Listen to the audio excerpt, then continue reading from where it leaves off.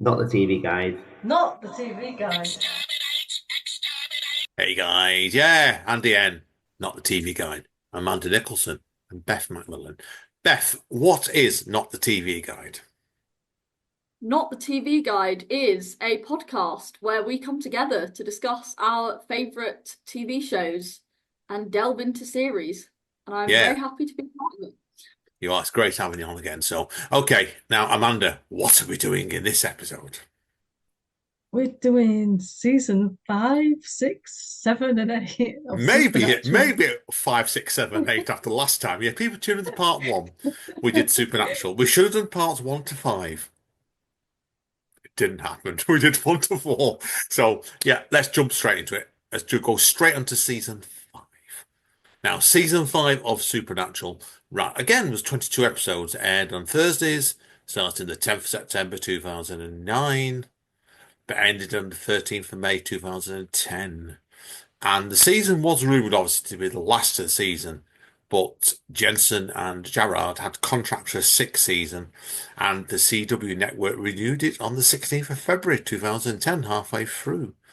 And the fifth season revolves around the fight to stop Lucifer and save the world from the apocalypse.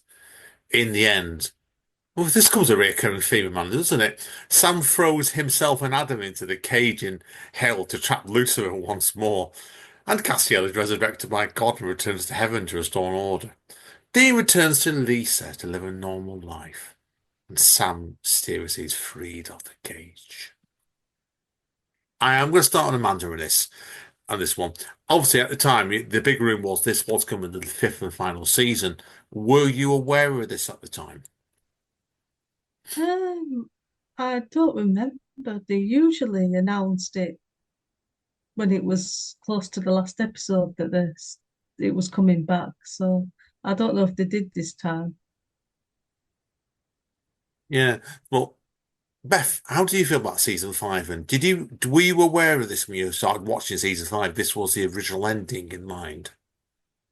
I think I was and I wasn't. I think I remember thinking this kind of feels like the final series, but I know there's 10 more, so that's a bit odd. But I don't know if I knew it was definitely the final one. And then obviously like got to the end of the series and I won't lie, in a way, I was very disappointed that it wasn't the final series because I almost didn't want there to be any more because obviously I was going to carry on watching it because there was 10 more series and I loved it so much that I obviously couldn't stop watching at that point. I was obviously going to finish it, but I almost wanted to stop watching it at the end of series 5 because I just felt like the reason why I call it the golden age, the golden 5 series of Supernatural is because I just think actually really that's probably where it should have ended. And I mean I'm glad it carried on in some ways, in many ways, because you know if we hadn't had the next 10 series, then we would have missed a lot. You know, there's a lot of characters that we wouldn't have met, a lot of nice plot lines and episodes that we wouldn't have got, but really when you look at it, the first 5 series does feel like such a nice well-contained arc. You know, they tied up all of the loose ends because they thought it was going to end there, and you know it just wrapped it up nicely with a pretty bow, and that should have been it really. And I think if it had ended there, it might have almost become a bit more of a sort of like cult classic in a way, because it might not have reached the heights of popularity that it did maybe, but I think it would have been remembered fondly as like a very nice, wrapped up with a bow, well-contained show, cult classic. And I do think in some ways the later seasons kind of cheapened it a little bit because they almost carried on the story when there wasn't really any more story to tell. They just had to keep making new stuff up that didn't really fit. I mean, I do love the later series, but I just think series 5 was the absolute peak of Supernatural, really, as far as I'm concerned. Yeah, I thought it was a tremendous season. I remember the time watchers that you, Amanda, after. And I agree with Beth. You could have easily finished it off at this stage quite happily. It was brilliant, really compelling series stuff it was. And how do you feel, Amanda, looking back at that fifth season, though? Yeah, I think if it had ended like that, I would have been satisfied with it as an ending. But like Beth says, I'm glad it carried on. So Yeah, no, I agree. Agree both on that one. So tremendous. It was really gripping stuff this fifth season. Beth, what episode stood out to you in this fifth season? Probably the lot, actually, I would have thought, really. Okay, well I've got a top two episodes for this series, which has got to be the real Ghostbusters, which is the supernatural convention that they go to. The episode where they go to a supernatural convention, and this is one of the things that I love about the show. I love how meta it gets. Whoever came up with the idea of, you know, that Sam and Dean are basically kind of the next chapter of the Bible.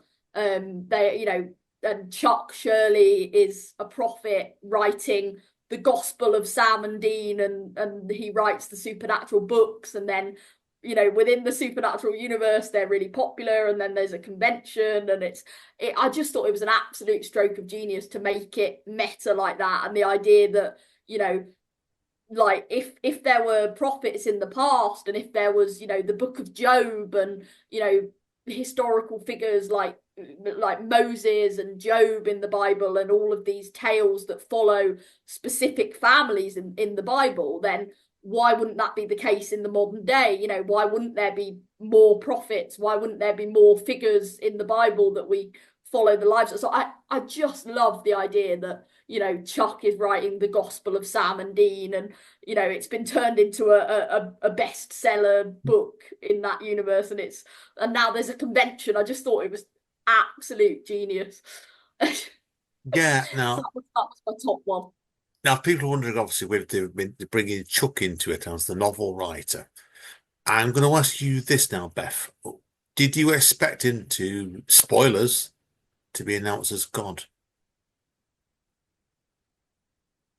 I I had I think I had a sort of idea that if anyone was, I didn't think he was God until the final episode where he kind of disappears, when he does like that big speech about endings in the final episode, and the difficulty of writing a good ending in the final episode of the series, and he gives a big monologue about, you know, people are never happy no matter what you do, it's really hard to write a good ending.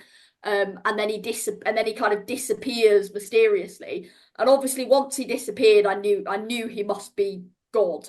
I knew that he must be revealed as God in later series, because I was like, who else is it going to be? You know, he's the only. I knew that this was meant to be the ending.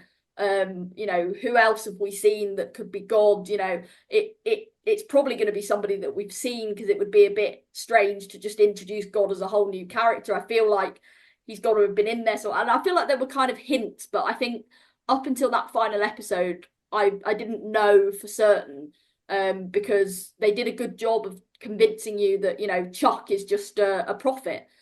All the way through series 4 and 5, you know, you just think that Chuck is a prophet, and that worked really well as well, and that was kind of convincing.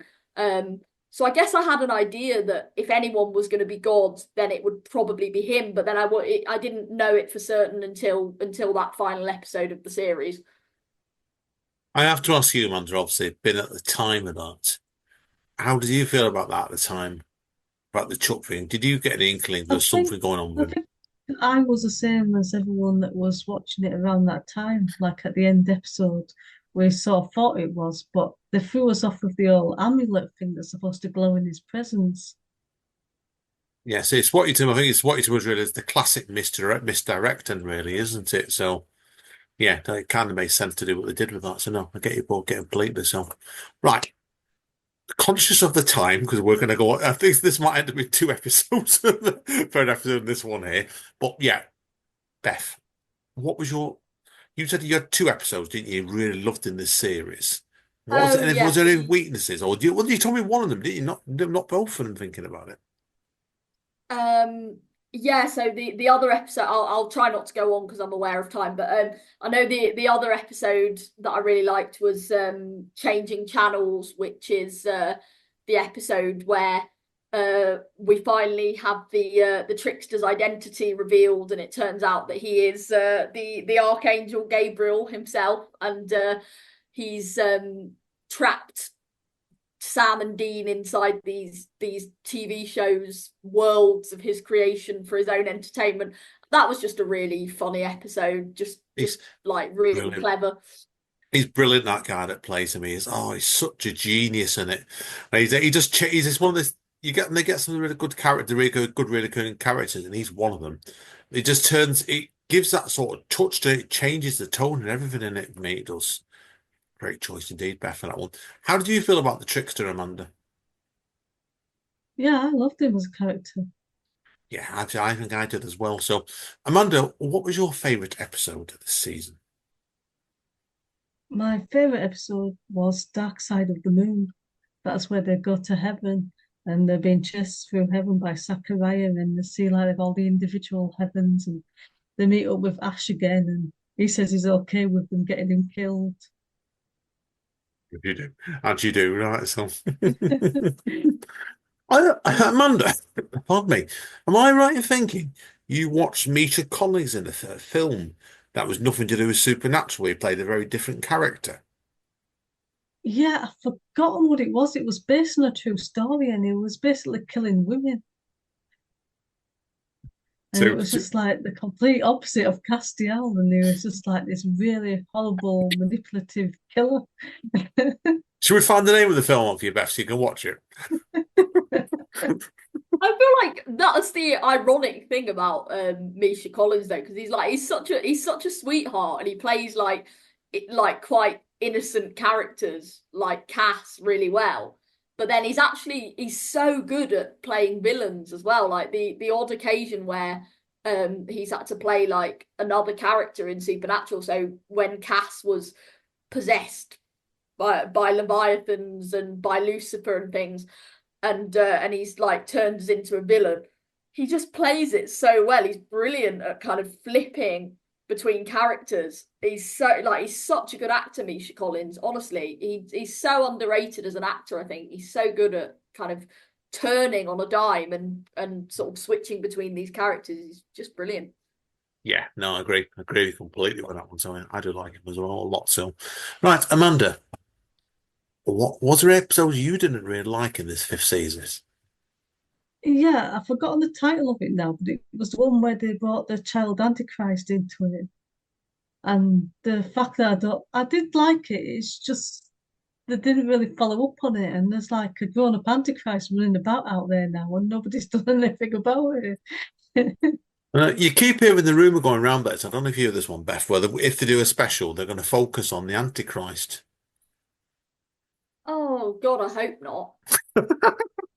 I really hope not, because that storyline was like abandoned back in series 5. It's just going to look ridiculous if they bring it back now. I really hope they don't do a series 16, to be honest, for many reasons. But that would, I don't know. I just think that would be a terrible storyline if they brought it back. If they were going to do anything with the Antichrist, if they were going to do anything with, I think he was called Jesse, wasn't he? If they were going to do anything Yeah, with that character, he should have been Jack, because Jack in series 15, sorry, Jack in series, like, yeah, he's in like series 13, 14, and 15. He is Lucifer. He is meant to be Lucifer's son. He's meant to be a Nephilim, a cross between a human and an angel, and he's Lucifer's son. So technically, Lucifer's son is the Antichrist. So if they were going to do anything with that character back in series 5, they should have somehow merged those two characters and brought him back as kind of the same character as Jack in later seasons, because they probably could have done something with that to make it make sense. That's the only way I can think of that they could have brought Jesse back. But they just kind of abandoned that storyline. So I agree with Amanda. I think that was just a bit of a waste of a good episode, really, because they never brought it up again. And I hope they don't bring it up now when it's too late. Yeah, no, agree with both that. So indeed, so okay. Have I asked you, Beth, about what was the episode you didn't like in season 5? I've lost count, Uh, losing count here again. yeah, I think I said the episode with Jesse as well. And I wasn't particularly keen on that. I also didn't particularly like the Curious Case of Dean Winchester, which is where Dean is like aged by some sort of spell. Like there's like a witch trading lives in a like years of life in a poker game or something. Um, and the only reason I didn't like that episode is because they chose like an actor to play an older actor to play like the older version of Dean, and then kind of just made him really like sort of creepy and like smarmy and sort of hitting on like younger women and sort of like they just made him feel really gross, and I was like that's not Dean. Like it just felt really sort of like icky. There was something about the way they played him as a kind of like randy older man that just made me go kind of like, what? That is not like this is supposed to be the same person, just because he's like looks older doesn't mean that he's like, and obviously the joke was that he's like, he's still young in his head, he still looks the same and feels the same, so he's still kind of flirting with these younger women that are kind of a similar age to, the age that he actually is before. But it just came off as like really really gross somehow, and I just didn't like it because it just felt like they were doing the character dirty. It didn't feel like the same character, and it was a bit, yeah, I don't know. Amanda, would you like to respond to that? No. See, I know Amanda agrees. Yeah, I know. Dirty Dean Winchester. Yeah, I know. It's not. You're right. It's not. You couldn't imagine. It's that sort of character, really. I'm not giving spoilers away. You couldn't imagine him being like that age. So we'll leave it at that. So okay, I've got nothing else to say. Have you two got anything else you want to add about season 5? No, I don't think so. Okay, Beth.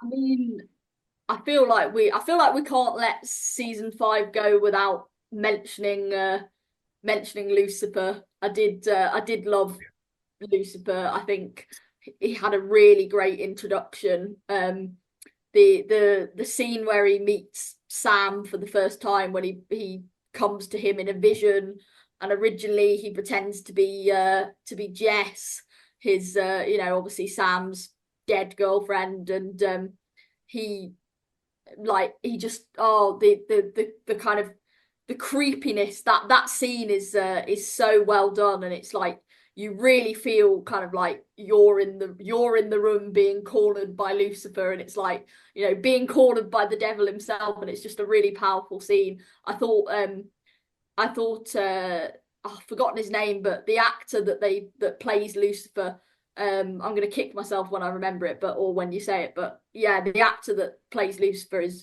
just brilliant. I've, He did really, I really saw good. him in another series actually, and I'll tell you what it was. I Lucifer. think it was in Vampire Diaries, I've not seen but him in you that. wouldn't have watched that. Mart No. Pellegrino, his name is. That's it. And I saw him in, what's the series called now? This is where you can really get forgetful of a program. Because why people know I'm actually doing this live on Google now. He was in a much more backing role as that book about, oh, good grief. Oh, I was going to kick myself. Oh, didn't realize he was in Person of Interest, mind you. I was trying to see Yeah, Liz you every day watched there. them. Yeah. Yeah, I forgot who was in that. I used to watch that series as well, quite regular as well. I saw him in what was the book called? This is one I third was it first 13 Reasons Why, have you ever watched that? Oh, yeah, yeah. Ah, interesting. And 13 Reasons Why was the one about this about the suicide of a woman girl called Hannah. And it's basically the first season's going on about her flashbacks to life, why she killed herself. And he was in that playing a dad. Interesting. Much nicer character, as it turns out. So, Yeah, strangely enough.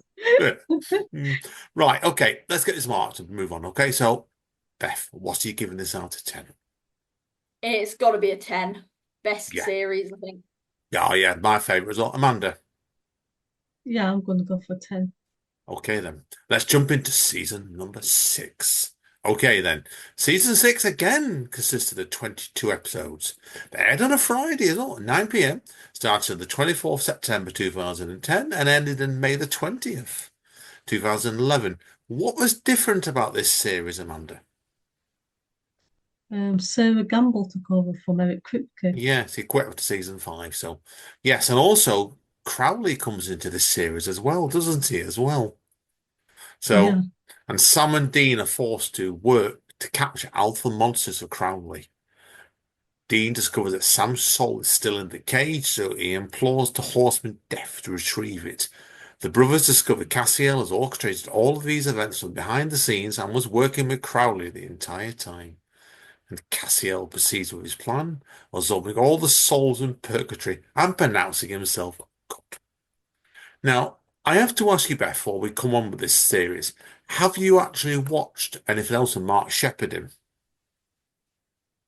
I haven't. The only other thing I've seen with him in is he was in The Impossible Astronaut and Day of the Moon, Yeah, two Doctor episodes Who, of yeah, Doctor Who.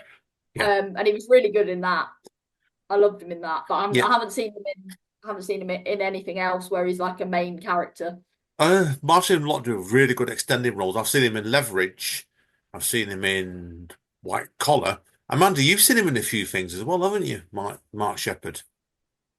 yeah, I can't remember what now, but he typically just acts like Crowley in most things. Yeah. The one that always sticks in my head, do you ever watch Doom Patrol when that was on? I didn't know. No, you should watch that. That's one fucked up TV. That's one fucked up superhero series. It's like a full acid trip. And he plays a character in that that's very Crowley. Really Crowley. I remember at the time you said to me, Amanda, he's playing it like Crowley, so Yeah, but it was the closest I got to actually seeing Crowley again after later on when something happens. spoilers. Now, at the time, obviously, it's when Crowley first really comes into it. Did you think they made a good move bringing Crowley in round about this point, Beth? Yeah, absolutely. I think he came in sort of towards the end of series Hmm. five. So I am glad that we saw more of him in kind of series six and beyond, because I think there's not that many characters that survive and carry on past series five. So I think we needed a bit of continuity, and he is such a great character. I mean, Crowley kind of makes the show really in a lot of these later seasons. He's one of the big selling points of the show when some of the plot lines are going a bit wrong. You know, he's just such a saving grace because he's such a brilliant character and he's so funny. And I think he's an incredibly well written character as well. He's kind of almost like a bit of a Snape type figure, really, because you kind of like him and hate him at the same time, and you're never quite sure whether he's a good guy or a bad guy, and he's sort of he's on his own team, really. He's not on anyone else's team, which I really like about him. He kind of works on his own terms, and yeah, I think he's great. Yeah, I do. I think he adds a lot to the series when you could argue sometimes with the other, obviously at that point, then Cassiel was going to be a major character. But like it gives that counterbalance, doesn't it? Coming in with a couple of wise cracks and yeah, adds a lot to me. Now, Amanda, when you first started seeing Crowley come into it, how did you feel about him at the time? Yeah, I think I liked him. I remember him shouting morons at the Winchesters. And it's like every time now, like I come across someone and I think moron, I could just hear Crowley's voice in my head yelling morons. Now, what was his pet names to people that obviously were watching, listening to Sam and they haven't watched? He had Squirrel nicknames. and Moose. What was that again, Amanda? Sorry. It was Squirrel for Dean and Moose for Sam. Was it ever revealed why he called on this? I don't know. I think he called Sam Moose first, and then I don't know. He just picked the random animal for Dean. I don't know. Yeah, it's brilliant. Yeah, no. Yeah, and that's a good point. He did add a lot to the series. It changed gears a lot, I think, when he came in. In some ways for the better as well. So, Amanda, what were your favourite episodes of season number 6? Right, my favourite episode of six has got to be the French Mistake, where they get sent into the real world where there's no magic, and the actors on the TV show, and everyone keeps saying about how they don't talk to each other, and then at the end they're like, oh, at least they're talking to each other. And it was funny as well when they went to pick up something at the airport and like the minders like, oh, you're not smuggling drugs in. Good point. Good point. So, Beth, how did you Yeah, feel? Yeah, over to you, number. What's your favorite episode of this series? I was gonna say, yeah, I love the French mistake as well. I love it. I love it when the show gets meta. I thought it was really just really funny when they go to I think it's Jared Padalecki's actual house. They go and film at his house. And obviously his wife is in the episode, and his wife plays Ruby in the earlier series, who is obviously a demon. So they kind of get into this, you know, the real world, and then they go to Jared's house, and then they see Ruby, or who they think is Ruby, and then obviously it's actually, you know, in the real world she's Jared's wife, and there's this whole moment where Dean is like, "Because you are the lovely actress that plays Ruby, and you married her," and it's all of this, and it's like, you know, it's and she's like, "Do you think this is funny, Jensen?" And it's kind of like, you know, it's like sort of that clash between characters and reality. It's just brilliant. Yeah, I no, don't know Misha was really that funny in many that shows. as well, with all the tweeting and stuff. I think you do when you get a series like this. Starts getting 7 seasons like this. They've got the opportunity, haven't they, really, to start playing around with things a lot more and get a lot more playful.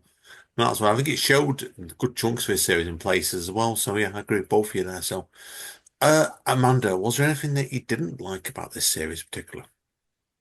The episode "The Man Who Knew Too Much," where it's revealed that Castiel's working with Crowley, and then he goes and removes Sam's memory block. And I don't like seeing Castiel evil, and I don't like seeing him hurt Sam. So I didn't like that. No, yeah, that's fair enough. I know I've read up on it on a few people. Read about a few people not really happy with that episode as well. So it's understandable. It's unlike is it a twist tooth? I know you can argue in places, can't you? Turning the nice guy Cassiel into well, what happened at the end of season 6, really? So yeah. So Beth? Was there anything you didn't like about this series particularly? Um, well, I'm actually going to disagree on that because I quite I know what Amanda means, because it's like it isn't nice seeing Cass like not on the same side as the boys, but he's not really turned evil. He's still kind of trying to do the right thing, and he's just kind of misguided. He thinks that working with Crowley and trying to find purgatory to get this power and win the war in heaven, you know, he thinks that that's the right thing because he wants to try and, you know, gain power over heaven so that he can restore peace. Essentially, he wants to try and make sure that the apocalypse doesn't start again. He wants to, you know, restore peace in heaven and stop Lucifer breaking out again. So I think he thinks that he's doing the right thing. And he's kind of working with Crowley because Crowley's like the only one that will help him, basically.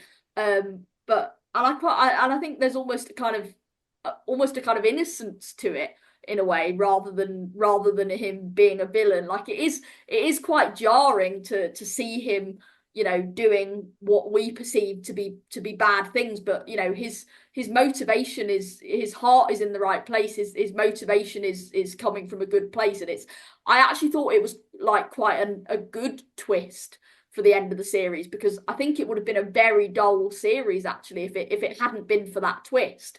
It kind of, the whole series made a bit more sense when you kind of knew about that twist, you know, and you knew how Crowley survived, and because he'd been working with Cass the whole time, and it kind of made a lot of things from the series make sense to me. I still don't think it was a particularly strong series overall, but I think it would have been even more of a sort of weaker series without that twist. And I think it was some kind of much needed character development for Cass, really, because he kind of learns his lesson after that in later series. So I'll ask Amanda this question. Obviously, with Supernatural, obviously season 5, then getting renewed for season 6 with a new showrunner like this, and obviously they must have had to get the ideas together fairly promptly in this, I suspect.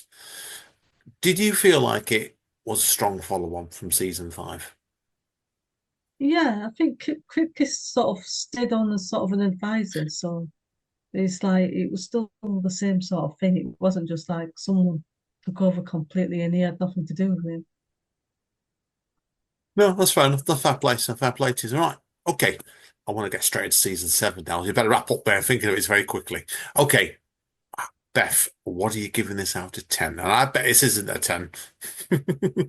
I'm yeah, I'm gonna give it a 7, I think. For me, it was a bit of a weak follow on from the heights of series 5, so it was it was still fine, but Amanda. I'll give it an 8. Ooh. Right. Okay. Now, season 7, obviously. This is where they seem to increase the episodes again here, didn't they? I noticed. They went up to 23 episodes after this, they did. For most of the rest of the run, actually, by the look of things. So, okay. Season number 7 was 23 episodes. Again, started 23rd September 2011 and ended on the 18th of May 2012. Now, these are some interesting baddies, these actually now. After declaring himself God, Cassiel unwittingly releases his little Leviathans. Have I got that right, Amanda? The five ones. Yeah. Yeah. Ravenous creatures who feed on human flesh. Sam and Dean must work to stop them and their leader, Dick Roman. And the brothers learn the only way to kill these creatures is with the bone of a righteous mortal washed in the free bloods of the fallen. Oh, God. Where did they get this sort of stuff from sometimes? Well, of course, they kill Dick, but they are dragged into purgatory as a result. That is Dean and Cassiel, while Sam is left alone to deal with Crowley, who plans to rise to power. Amanda. My favourite episode of this season is Shut Up Dr. Phil, which is the one that James Masters and Charisma Carpenter star in, Oh, I who are remember that one. Spike Yeah. and Cordelia from Buffy and Angel. And that was good fun, that episode. I do remember you telling me about that one in advance. So, yeah. Um, I take it, Beth, when you watched that, were you aware who Jasmine Carter and James Marston were from Buffy and Angel? I knew who he was, but I wasn't aware that she was also from Buffy and Angel. I knew what's his name again? Sorry, the James Marston's Amanda. I got that right. James Masters, yeah. Yeah. yeah, I knew who he was. I knew he played Spike in Buffy, so I knew he was a bit of a guest appearance, but I didn't know who she Yeah. was. No, Did you ever watch him in Torchwood? I did. Yeah, he was good in that. He was good fun in Torchwood, so yeah. I couldn't say, no, there's another captain character. I couldn't tell you what his name was in it, John. So, but anyway, I know, Beth, how do you feel about chapter 7? We'll call it chapter 7 instead of season 7. It sounds more fun. How do you feel about this next season then? So I'm gonna give the maybe controversial opinion. I think they could have skipped straight to series 8. I Oh, think yeah. I think Dean could have gone to purgatory at the end of series 6 when they opened the portal, and none of series 7 really needed to happen. I mean, there's some important episodes within series 7, like obviously Bobby dying was a really important event and a really nice episode. And there's also unfortunately, because it's one of my least favorite series, there's also the introduction of like two of the best characters. Charlie and Kevin are introduced towards the end of series 7. So I have to watch it as a series because it has all of these important moments in it. But unfortunately, I just hated the Leviathans. I just thought it was such a unnecessary, nothing to do with anything else that's happened so far plotline. I just thought, like, I could see they were kind of trying to sort of take it in a new direction and do something a bit different, but it just Supernatural's got a bit of a habit of like introducing new big bads when they don't actually need to. Like series 6, they introduced Eve as like the big bad of the series was Eve, and she was supposed to be the mother of monsters and from purgatory and all of this, and she was kind of like the big bad of the series, and she was only in it for about 2 episodes and she wasn't really needed. like she wasn't really necessary to the plot of series 6. And in a similar way, I just felt like the Leviathans were not really needed. I mean, all of the kind of standalone episodes of series 7 could kind of be shunted into different series. And then you could have just skipped straight from series 6 to series 8. You know, Dean could have gone to purgatory at the end of series 6 when they opened the portal. And you don't always need to keep introducing big, you know, new villains like the Leviathans, and Amara I didn't like either in later series. It's more realistic to me when there's not a new bad guy every 5 minutes, because it's just like, oh, what's the threat this series? You know, the reason why I liked earlier series was because it didn't really have, I mean, I guess there was Azazel, you know, the demon that their mum made a deal with. I guess he was kind of the big bad, and then there was Lucifer, but that kind of made sense. That was the overarching plot line of the whole thing, and you know, their whole lives were revolving around that, and the deal that their mum made, and the fact that, you know, they are you know, Sam inadvertently started the apocalypse. But then after series 5, they just kept on bringing in new villains completely unnecessarily, when actually I would have preferred the series if it just had a load of Monster of the Week episodes and didn't try to introduce, you know, this whole new monster and sort of element to it all. I don't. Sorry, I'm going off on a bit of a rant there. I don't know. But I'm going to let Amanda be the counterbalance to that because I can't really answer that. I quite like the Leviathan actually, Why did you like but the I think Leviathan? they felt very like Terminator like, because it's like it was impossible to kill them, and it's just like I used to have nightmares about them to get me. Brilliant. And then I remember one disturbing episode as well where he's pouring like really hot boiling cheese onto his victim, and he's going, everything tastes better with cheese. It's like, that's an awful way to go. Yeah, it's not my favourite. Now, this is where I've lost count again now. It's in my old age now. Um, has either of you two said your weakest episodes of the season yet? No, I don't think so. Right, Amanda, give me your weakest episode of the season then. And you better give Right, me your mine strongest is, one if I haven't told you as well. I've told you the strongest Yeah, one. so Like the weakest one is Time for a Wedding, and that's the one where Becky is using magic to keep Sam married to her. And it's just like I like the character of Becky, and it just felt a bit rapey, and they sort of turned her into like this really sort of creepy person rather than just sort of some sad, lonely person that she was. yeah, I remember that episode. Well, it's a funny one because I think when you're trying to develop characters in series like this, sometimes it can be the wrong step. And yeah, I think I agree with that one completely. I found that I was a bit. It was almost a bit comical and in a weird way, if that makes sense. Yeah, I get Yeah, you if it completely was there. done the other way around, then it was a woman being forced to be married to a man, everyone would sort of say, "Oh, no, that's horrible." But it's like the other way around. It's like just because it's a woman, it's sort of people see it as comical. Yeah, no, if I can get your point with that, mate. It's a funny one. Yeah, I agree. Anyway, Beth, what? Obviously, you said already that there's the big chunks of a series you didn't like. So, was there anything that stood out to you that was particularly hate-worthy? um, I would say um, I would say defending your life. Um, I didn't think was a particularly strong episode, which is where like Sam is called to defend Dean. Like Dean is put on trial by the Egyptian god of truth. I think it is Osiris, or like he's some kind of. I don't know if what he. I think is he the god of truth or the god of guilt or something, and it's basically like guilt. Dean has to answer for his crimes or something, and it's all about his own guilt, whether or not he's found guilty. So Sam has to try and convince him that he's like not responsible for the deaths of all of these people that they've lost.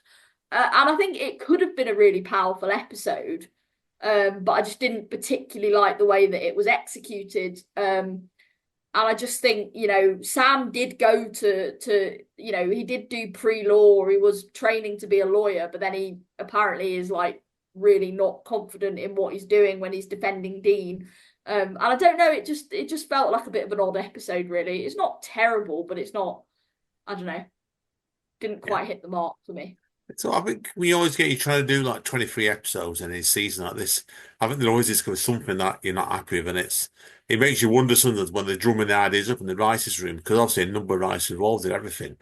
They must be sat there thinking, "Oh, just put it out. It'd be a filler." That's what I wonder sometimes. An episode like that, I know what you mean. So right, okay, we better get on to episode season number 8 now. So obviously, let's give it a quick mark then. Manda, how do you feel about season 7? The mark. I'm going to give it a 7.5. Ooh, only just a recommendation. And Beth, 2, 3? I'm gonna give it a 7 again, a 6.5, 7. Yeah, that's fair enough to honest yourself. Right, okay. And obviously, season 8, the last episode we're going to discuss in this part of this epic podcast, so is when Jeremy Carver comes into it. Begin the season for a couple of years. Now, season 8 consists of 23 episodes again. Started on October the 3rd, 2012, finished on the 15th of May, 2013. And this is where the two brothers begin to fight against Crowley to find the demon tablet and trap all demons in hell. Do you remember Kevin Tran, Amanda? Yeah. Yeah, I know he comes into this one, doesn't he? He translates 3 trials that must be completed in order to lock the gates of hell for good. But although Sam completed the first 2, Dean ends the trials before the third can be finished, as completing the trials would kill Sam. And Cassiel is tricked by the angel Metatron into banishing every angel, apart from Metatron, to Earth. Beth. I loved this series. I will be honest, because I felt like it was a return to form. I felt like it was kind of a return to the supernatural of old. It felt like it was more connected to kind of the overarching plot line of the series, rather than having a big bad, they're focusing on trying to end this once and for all by closing the gates of hell so there's no more demons. And it's more about kind of heaven and angels, and there's a lot more Cass in it, which is really nice. And Cass is back working with them, they're friends again. It just felt like sort of a almost more. This is why I almost felt like they could have skipped over series 7, because series 8 felt like a more of a natural follow on from series 6 to me in a way. And I really enjoyed it, and I felt like it was really, things were really starting to pick up again for me. Amanda, in response to that, then, how do you feel about season number 8? Yeah, I don't think it was one of my favourites, but my episode that I did like was Taxi Driver. And that's the last time you see Paul Benny. And it's like Benny was like a really nice guy to say he was a vampire. Did you ever hear about the character Benny, who his partner is in real life, Beth? Yeah, I told you that. Yeah, I know. I'm gonna let you tell Beth. The guy that plays Garth. Oh, really? They're Yeah, together. Oh, yeah, they announced it that's last so year. Yeah, nice. Oh, that's made my day. Oh, that's so cute. Oh, I love that. That's brilliant. They're so that I can imagine. I can just picture that as well. They would be brilliant together. So cute. Yeah, see? Supernatural's like a sort of dating site. It's like Yeah. everybody meets Oh, their partner on there. that's actually made my day. No, just see, let's see as we've got a bit of time spare. Well, we haven't got a lot of time spare, but we'll come on to that in part 3 more. But Amanda, can you get a list together for next time for us so we can tell Beth of which actors got together through Supernatural? We'll give a surprise. Yeah, Yeah, so I'm not conscious of the time here because I want to get this under an hour this episode, part 2 of this. Um, right, let's skip through it then. Beth, what is your favourite episode of this season? So I think my favorite episode in this series has probably got to be LARP and the Real Girl, which is the return of Charlie, who is probably my favorite character in the whole series, apart from Dean. She's just like such a brilliant character. I love the fact that she's kind of like, I think Dean actually says in one of the episodes, she's like the little sister I never wanted. And it's like she's such a nice addition to their kind of family unit. And I love the fact that in this episode, her and Dean kind of bond over their nerdiness and geekdom, and they go to a Renaissance fair where they're doing like live action role play, and it's just brilliant. It's just a nerdy paradise of an episode. I really enjoyed it. Good point. Okay, it's a good episode, that one indeed as well. So, Amanda. My worst one, because I've done my best one. Yeah, go for the worst one then. Right. It's last episode in the season, Sacrifice. I just hated the fact that after going through all the trials to close the gates of hell, it's like Sam lets Dean talk him out of it, and then it just nearly kills him anyway. So he might as well have just done Yeah, is that the word you should say? It's an anticlimax almost, really, isn't it? That then. it. Yeah. Yeah, I was reading the description of it to jog my memory, and it did seem a bit weird, that one. How do you feel about that, Beth? Do you think it's a possibly an anticlimax, that bit? I actually loved it. I'll be honest, because I it was like the I just thought the whole speech, I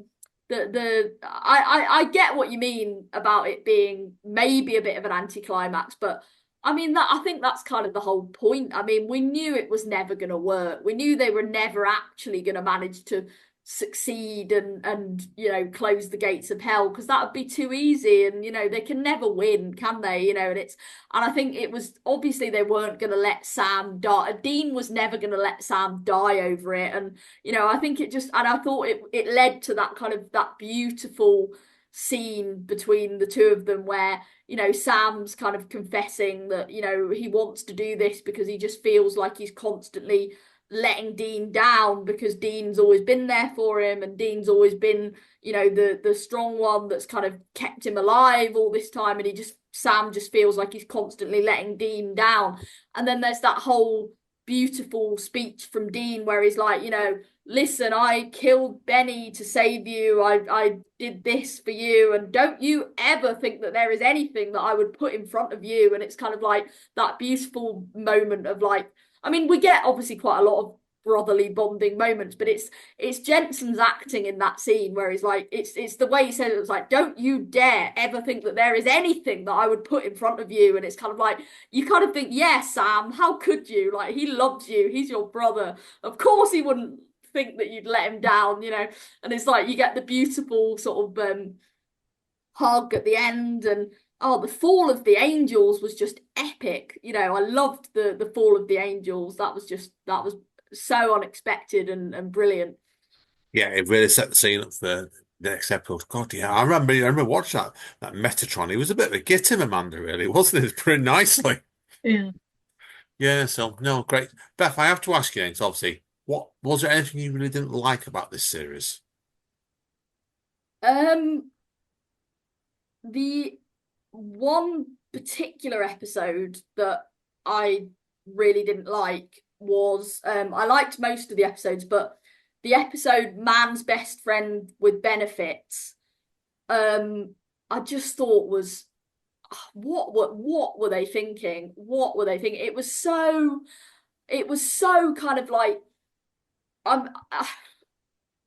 it was so essentially, for context, the episode was about it introduced a new piece of law which we kind of never saw again, which is the idea that like witches have familiars, which are like humans that can turn into animals.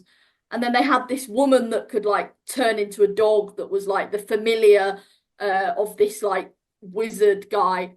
But it was the fact that it was literally a mixed race woman wearing a collar who can transform into a dog, and she is the familiar, like the kind of servant of this man. And I was like, did nobody look at the script for this episode and think about what is going on here? Like, did no one check this? Like, this is not obviously. I know you're not trying to imply anything, but look at what this is. What are you doing? What are you doing? And I was watching this episode like smacking my head, like, what? Who authorized this? Who thought this was a good idea? Look at what you're doing. Oh my God. And it just kind of, it just infuriated me that nobody was seeing how dodgy this was. Like, just appalling. It's the old saying, like I said to you, and it really is. Sometimes they don't pay attention to things like that, and they should do. So, but I agree with you. It's just typical. So, right. I'm conscious of the time now, unfortunately. So we're going to have to mark this and finish off part 2 here, folks. So, Beth, what do you give season number 8? 8 out of 10. Now there's a 9 then. I'm gonna give it an 8.5. I think it's a good choice, that as well. Amanda. I'm gonna give it 7. Oh, oh. Dun, dun, dun, dun, dun, dun. Now, unfortunately, folks, we're out of time. So, like I said, we will be back with this endless podcast soon. I'll see you all soon. Amanda, take us out. Bye, everyone. That's it. Thanks again, Beth. See you all soon, people. Not the TV guide. Not the TV guide.